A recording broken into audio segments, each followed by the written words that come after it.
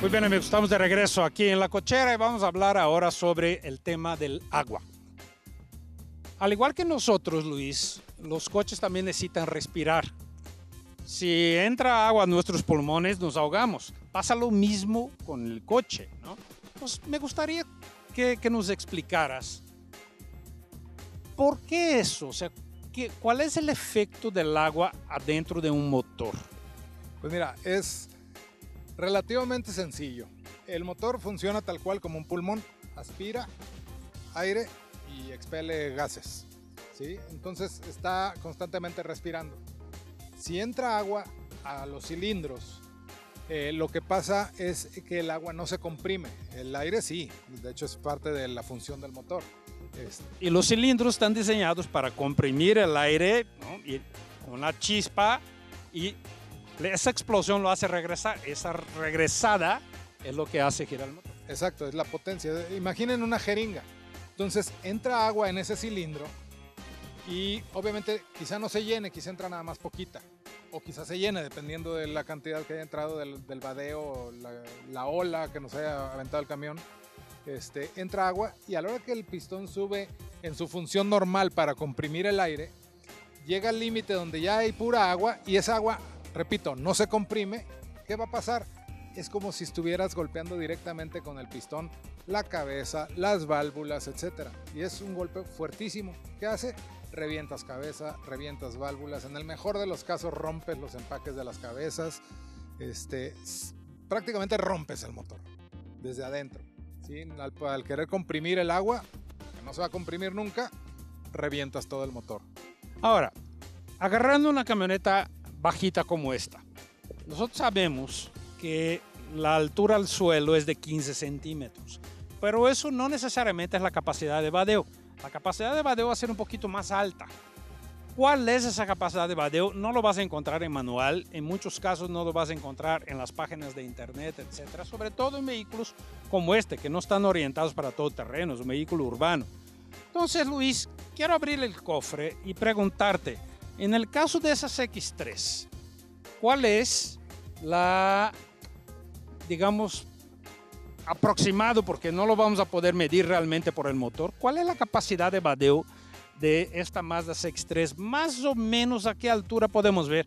A ver, acércate, Mike, para que mostremos a dónde, a partir de qué altura el agua empezaría a hacer daño. Aquí podemos ver, esta es la entrada de aire. Este orificio, esta ranura, es la entrada de aire al motor.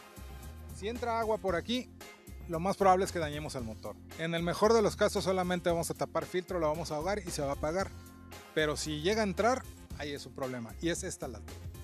Espera, eso no significa que la altura de vadeo de esta camioneta sea de aquí al piso, ¿eh? Esto sería espectacular, no es eso. No, porque imaginen que van pasando una inundación aquí al nivel del emblema. Y dices, bueno, todavía le quedan unos 15 centímetros para llegar a la toma de aire. ¿Y qué pasa si llega el señor del camión urbano, pasa por un lado de nosotros y levanta una ola de 25 centímetros? En el mejor de los casos, porque iba muy despacito, va a llegar el agua a esta altura, a la altura del cofre. Va a entrar agua por aquí. Y pasa lo que acabo de decir, entra agua a los cilindros, el agua no se comprime, va a querer salir por la compresión del cilindro y va a encontrar una forma de salir. La forma de salir es reventando lo demás, ¿no? Aquí en el motor, ¿dónde puedo ver, por lo menos más o menos, déjame pasarme para acá, por lo menos más o menos, cuál sería la altura que esa camioneta, teóricamente, Luis, aguantaría pasar? Mira, obviamente depende del diseño de cada auto, de cada motor, pero la recomendación que yo daría es que no pase la mitad de la altura de la transmisión. Ahorita lo vemos, explico por qué. Las transmisiones todas, y aparte también los diferenciales que van hacia la transmisión, tienen respiraderos o tapones por donde se rellena el aceite o se revisa el nivel, etc. Esos no son herméticos. ¿Por qué? Porque sirven para desalojar los vapores. Son respiraderos tal cual. Al no ser herméticos, también está propenso ese orificio de recibir agua, de que entre agua ahí. Entonces, por lo regular están en la parte superior de la transmisión o de los diferenciales en los casos de tracciones traseras o todoterreno, inclusive Wrangler, ¿sí? En este caso, Mike, si nos podemos acercar aquí una toma directa al motor. Esta parte que vemos aquí, esta es la concha de la transmisión. Digo, no tiene clutch, es automática, pero aquí empieza la transmisión. Entonces, una altura segura para donde llega el agua es donde nace ese tubo. Este tubo metálico del fondo, ojalá lo puedan ver. Pero básicamente es la mitad de la transmisión. Si ustedes siguen esta línea, esta circunferencia es de la transmisión. A la mitad de eso es una altura segura para que llegue agua sin que sufra daños. Bueno, ahora, y por último, que el tiempo ya se nos acaba, siempre nos dicen, si vas a pasar una inundación, pasa en primera, no dejes de acelerar para que el agua no entre por el escape.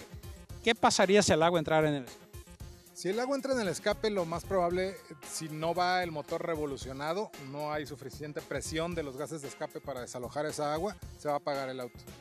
Y se va a apagar y... ¿El agua entra al motor al igual que si hubiera entrado por aquí? No, nunca va a llegar al motor. ¿Por qué? Porque tiene que pasar todavía por mofle, que tiene unos conductos, en algunos casos filtros, etc. Obviamente el catalizador también. Nunca va a llegar al motor. Pudiera llegar en caso de una inundación extrema, o sea, si el carro lo sumerges al nivel de las puertas, pues sí, eventualmente va a llegar esa agua. Pero así pasando un charco donde cubra el mofle no va a pasar nada, siempre cuando esté acelerando. Bueno, ok, ya vimos que daña. Y también de una manera muy complicada. Si voy en una inundación y ya el motor entró agua, empieza a salir humo del motor y el coche se apagó, ¿qué hago? Nada, salte del auto. Párate, no intenten prenderlo, porque pudo haber entrado agua, pudo haber ahogado el motor y eso hizo que se apagara, pero no sufrir daño. Sí, porque por lo regular los motores se ahogan y se apagan en ese instante. Si intentas prenderlo, lo que vas a hacer es tratar de comprimir el agua. Que no se comprime. Que no se comprime y lo vas a reventar.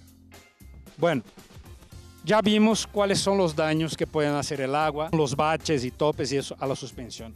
Entonces, hay que comprender que la mejor forma de pasar una inundación es no pasarla, es buscar otro camino. Si no hay de otra regla general que el agua llegue a la mitad del rin, no más allá de eso. Y con algunos casos eso no va a ser suficiente, por eso que es una regla general, no es ley. Entonces, tenga cuidado, ¿no? Su camioneta puede parecer muy segura, muy invencible, pero no es anfibia y te puedes quedar ahí. Tampoco la suspensión está diseñada para aguantar topes y baches. Exactamente. Y hay que tomar en cuenta que diferentes modelos de autos traen diferente altura de toma de aire. Hay algunos que la traen inclusive por abajo de la fascia. Entonces la altura va a ser de 18 centímetros a la toma de aire. Bueno, ya lo vieron, con mucho cuidado en topes, baches y sobre todo en inundaciones. Muchísimas gracias amigos por su atención. Gracias Luis. Al contrario, gracias a ti Sergio, gracias amigos. Y nos vemos aquí en la siguiente semana con más en la cochera.